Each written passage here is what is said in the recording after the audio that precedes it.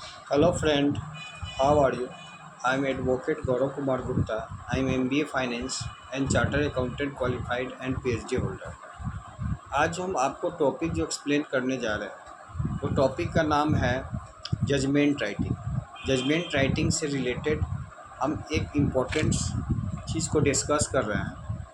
Important concept for judgement writing. Judgement writing important concept में two points को हम आज डिस्कस कर रहे हैं और उसका जिक्र कर रहे हैं। First of all mens rea and actus reus. Mens rea और एक्टस रियस क्या होता है? कोई भी अपराध होता है, जैसे थेफ्ट हो गया, किडनैपिंग हो गया, मर्डर हो गया, सबका मेंस रिया अलग होता है और एक्टस रियस अलग होता है। सब ऑफेंस का अलग अलग मेंस रिया और एक्टस रियस होता है। मेंस रिया और एक्टस रियस में in order to constitute an offence there should be concurrence of mens ria and actus ria। Mens rea basically means गलती माइंड। मेंस रिया मीन्स होता है गलती mind. जो हम माइंड में जो गलती सोचते हैं, गलत सोचते हैं, वो मेरा क्या होता है? Mens rea. जो that state of mind which prohibited by law, जो कानून द्वारा प्रोहिबिटेड किया जाता है। माने प्रोहिबिटेड मीन्स रोका जाता है, मना करना। If the act is done with that state of mind then it invite the criminal abilities.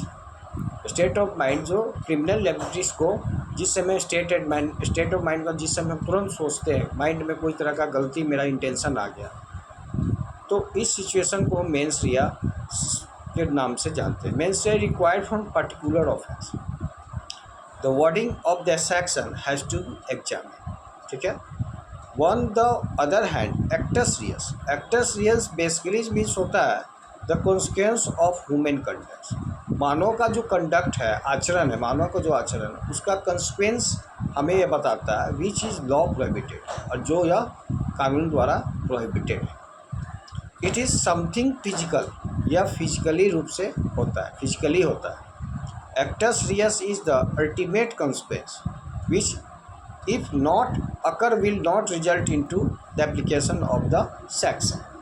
अब जैसे इन केस ऑफ थेफ्ट, चोरी के केस में यदि हम आते हैं तो चोरी के केस में क्या होता है? Mens Riya.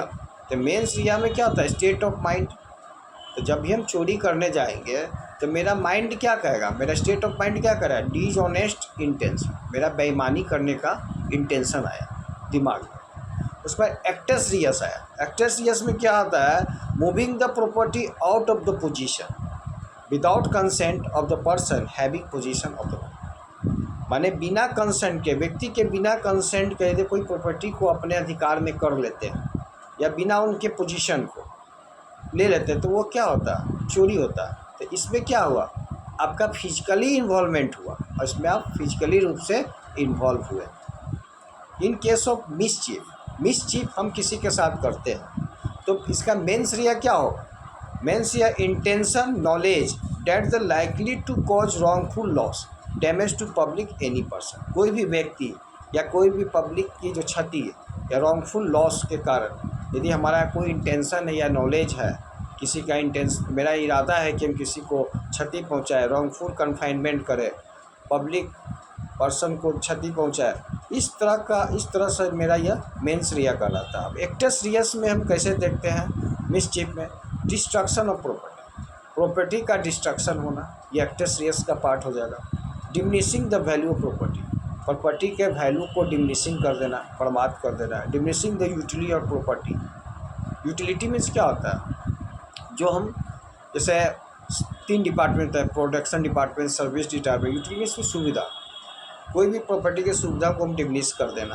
Affecting the property इंजूरियसली, और जो प्रॉपर्टी मेरा को इफेक्टिंग हो, जो इंजूरियसली हो, उसको हम एक्सप्लेन करेंगे। तो इस तरह से हम एक्टस रियस को देखते हैं। अब किडनैपिंग के केस में आइए। किडनैपिंग के केस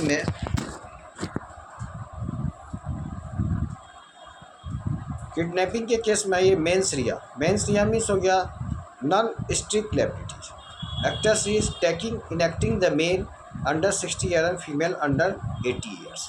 कहने का मतलब किडनैपिंग के केस में स्ट्रिक्ट लायबिलिटीज होता है मेंस रिया।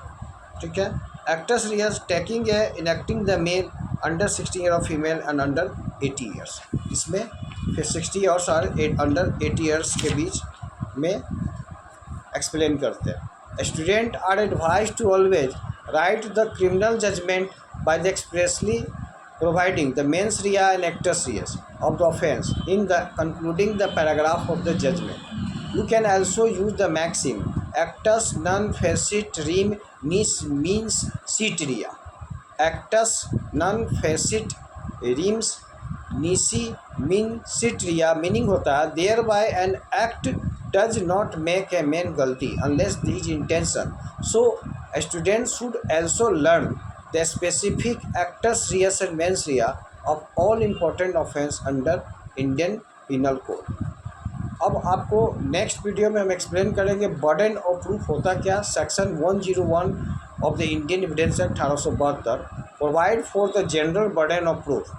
सेक्शन 101 इंडियन एविडेंस एक्ट 1872 हमें प्रोवाइड करता है burden of proof. It is called non shifting burden of proof. This is the burden of proof in entire case it is lied to party who has instituted the proceeding remain the static passing of the judge। burden of proof जो लाई होता है वो सबसे पहले किसे prove करना पड़ता है, प्लेंटिफ को या प्रोसिक्यूशन को। That's all. अगले वीडियो में हम आपको बर्डन ऑफ प्रूफ के बारे में डिस्कस करेंगे। That's all.